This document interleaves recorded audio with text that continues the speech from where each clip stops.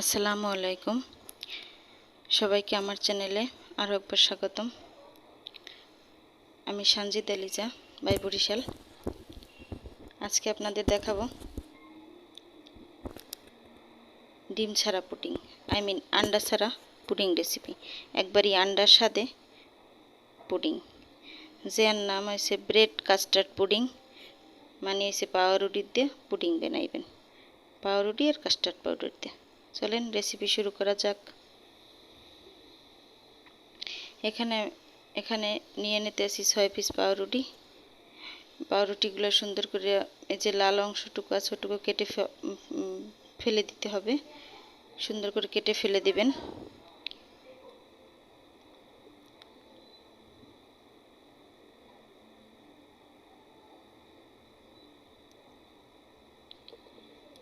এরপরে এগুলোকে 4 টুকরা 6 টুকরা এভাবে করে কেটে নেবেন। কেটে এই যে ব্লেন্ডারে করে ব্লেন্ড করে নেবেন, পানি ছাড়া শুকনাই ব্লেন্ড করে নেবেন। এই যে দেখেন মুই নেতে আসি এরকম ব্লেন্ড করে, এই যে ব্লেন্ড করে নিছি। দেখছেন কি সুন্দর কাল গুঁড়ো গুঁড়ো হয়ে গেছে। এইভাবে করে সবটুকু 6 টুকরাই আমরা ব্লেন্ড করে নিছি। এরপর নেওয়ার পর এই যে দেখেন এখানে হাফ কাপ দুধ নিছি এবং দিয়ে দিচ্ছি 3 টেবিল চামচ কাস্টার্ড পাউডার, 3 টেবিল চামচ কাস্টার্ড পাউডার ভ্যানিলা ফ্লেভারের আমি দিয়ে দিচ্ছি এখানে। এই যে 3 চামচ দিয়ে দেওয়ার পর সুন্দর করে এটাকে গোলাইয়ে সাইডে রেখে দেবেন। এর সাথে গোলাই সাইডে রেখে দিলেই হয়ে যাবে।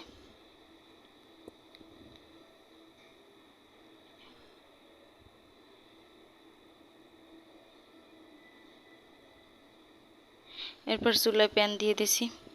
এখন প্যানে দিয়ে দেব 1/4 কাপ, মানে 1 কাপের 4 ভাগের 1 কাপ চিনি এবং 1 টেবিল চামচ পানি দিয়ে ঢাকনা দিয়ে দেব এবং চুলাটা অন করে দেব মিডিয়াম আছে, মানে চুলাটা জ্বালাই দেবেন, মিডিয়াম আছে জ্বালাই দেবেন।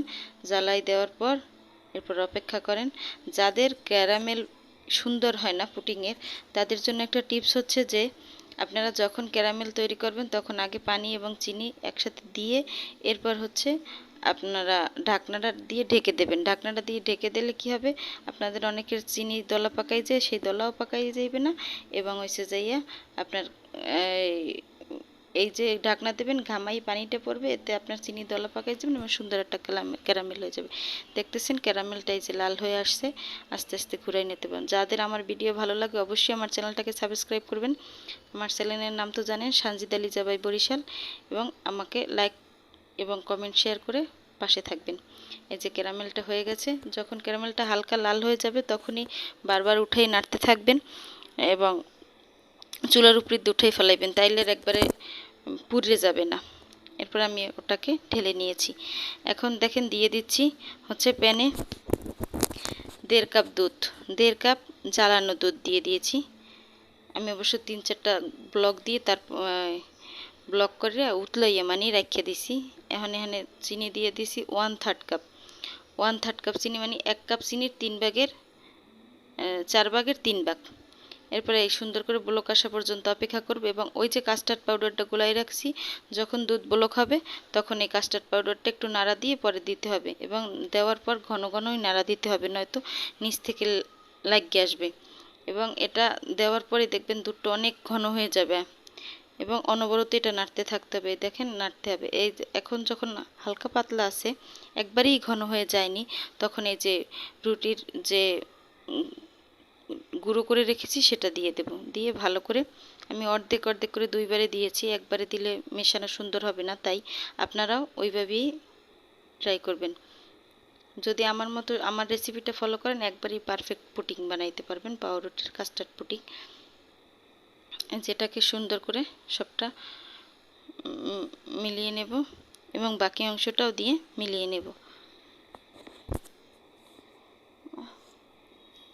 এই যে দেখেন এবার বাকি অংশটাকে দিয়ে দিচ্ছি। এই যে বাকি অংশটা দিয়ে মিলিয়ে নেব।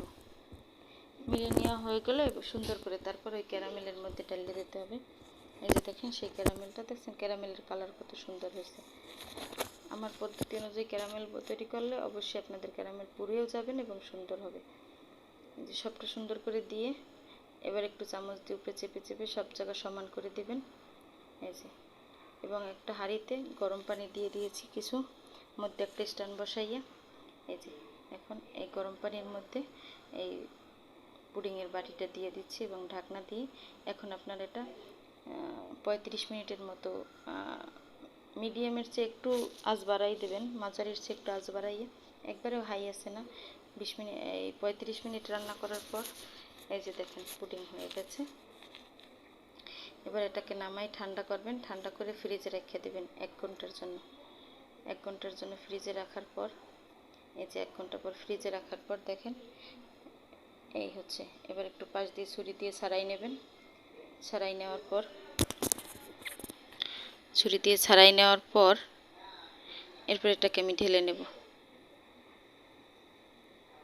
অবশ্যই এটা একবার হলেও বাসায় ট্রাই করে দেখবেন, কারণ বাচ্চা থেকে বড় শুরু করে সবাই এটাকে খুব মজা করেই খায়। আসলেই অনেক মজা লাগে, অনেক টেস্টি, অনেক সুস্বাদু। খাইয়ে দেখবেন, খাইয়ে না দেখলে বুঝবেন কেমনে, কারণ স্বাদ সেই স্বাদ। আসসালামু আলাইকুম, আল্লাহ হাফিজ।